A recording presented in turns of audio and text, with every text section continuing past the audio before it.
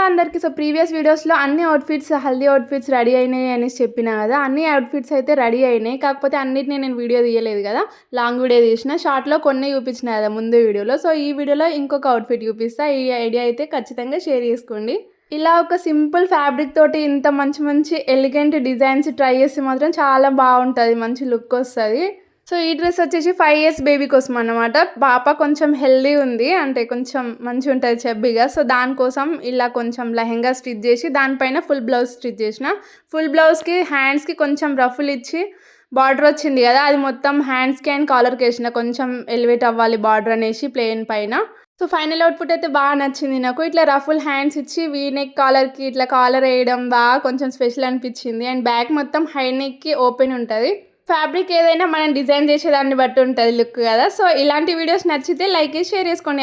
అంతే video. Bye bye. చలో bye guys, in the next video. Thank for watching.